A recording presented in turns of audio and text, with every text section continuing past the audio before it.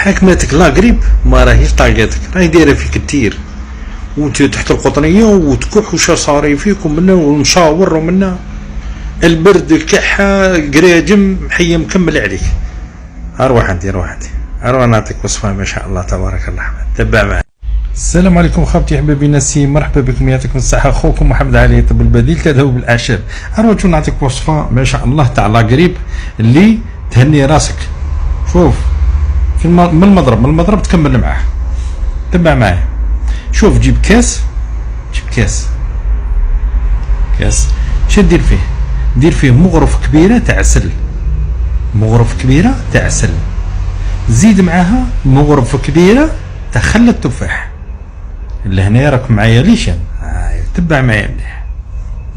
بعد اللي دير مغرف كبيره تاع عسل ومغرف كبيره تاع الخل، ياك خل التفاح، اقدر نص حبه تاع ليمون عصرها في داك الكاس، زيد لها نص مغرف صغيره تاع قرفه ورشه صغيره مطحونه ورشه صغيره تاع قرنفل مطحون، غير تما على راس المغرف الصغيره، وخلط.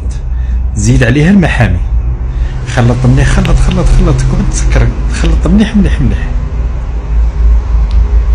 في النهار اضرب داك الكاس، عندك كاس واحد على 3 ايام.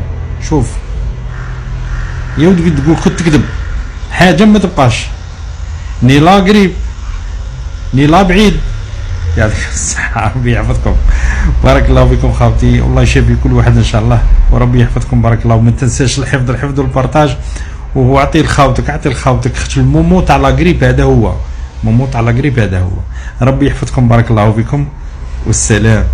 كنتمنى تكونوا استفدتوا من الفيديو. كيف كنتمنى تبارطاجيوه، علاش؟ لان سواء كنتي غتستافد او ما غاديش تستافد نتايا، فراه ممكن شي حد اخر يستافد منه ونعتبروه كصدقه جاريه. وحتى هذا السيد الله يجازيه بخير، او هذه السيده هذيك اللي زعما كتنشر محتوى اللي مفيد ومحتوى اللي محتاجينه بزاف ديال الناس، وكنحاربوا به التفاهه الرائده في مواقع التواصل الاجتماعي. واحد المعلومه الله يجازيكم بخير، فاش كنبارطاجيو شي فيديو راه ما كيعنيش باللي حنايا متفقين 100%، ولكن من خلال هذه الصفحه كنبارطاجيو الفيديوهات اللي كتكون رائجه بشكل كبير وكيكون فيها واحد الجدل، باش كنشوفوا التعاليق وكنشوفوا الراي ديال الناس، وحتى الا كانت المعلومه حنا بالنسبه لينا غلطه كنصحوها من خلال التعاليق ديالكم. يعني نتوما هما اللي كتحكموا على المحتوى واش نكملوا فيه ولا راه محتوى غلط، وشحال من فيديو كان خطا وما اتفقوش الناس ومسحناه. فلهذا راه الفيديو حنا ما كنتبناوش الفكره ديالو،